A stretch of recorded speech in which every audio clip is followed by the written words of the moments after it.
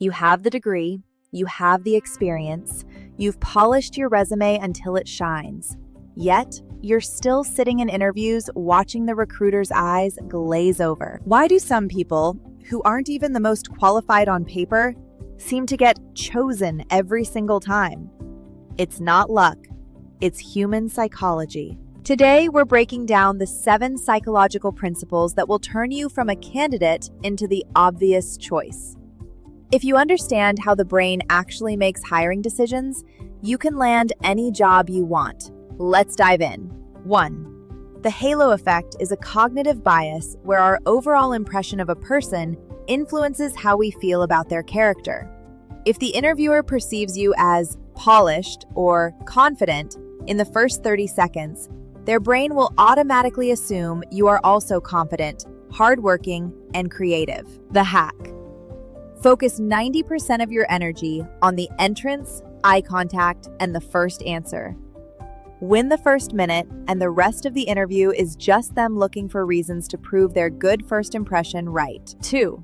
Psychologist Robert Cialdini's law of reciprocity states that humans are hardwired to want to give back to those who give to them. Most candidates go in asking for a job. The chosen go in giving a solution. The hack.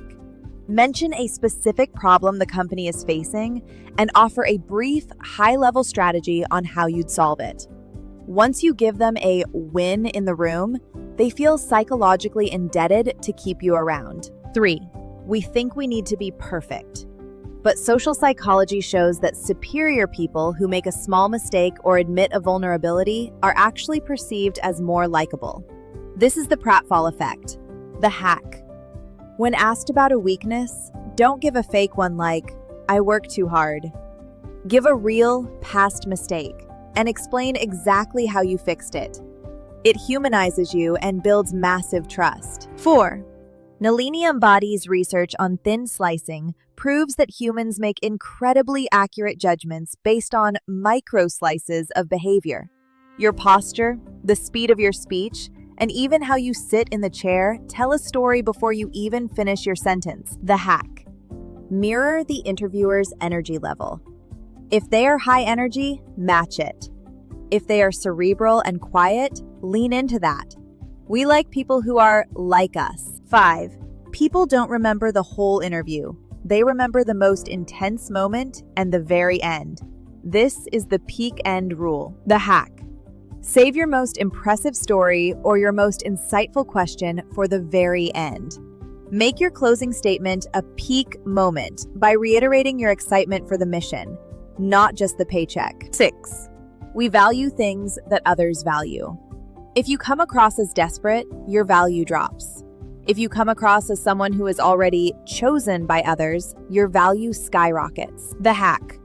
Mention conversations you're having with other firms. Use phrases like, "I'm looking for the right cultural fit for my next long-term move." It shifts the power dynamic. 7. The brain loves things that are easy to process. If your answers are long, rambling, and confusing, you create cognitive strain. This makes the interviewer feel anxious, and they'll associate that anxiety with you. The hack. Use the STAR method to keep your stories tight. But more importantly, you need to know when to stop talking. Most people fail at principle number 7. They have the experience, but they bury it in a mountain of words. They ramble because they're nervous, and they lose the job because they couldn't get to the point. If you struggle with thinking on your feet, or find yourself talking in circles when the pressure is on, I have something for you. Check the link in the description for Never Ramble Again, the emergency exit plan for clear thinking and speaking.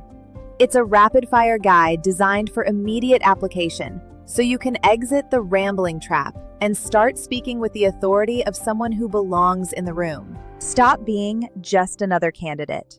Start being the person they can't afford not to hire. Don't forget to like, subscribe, and tell me in the comments, which of these 7 principles are you going to use in your next interview? I'll see you in the next one.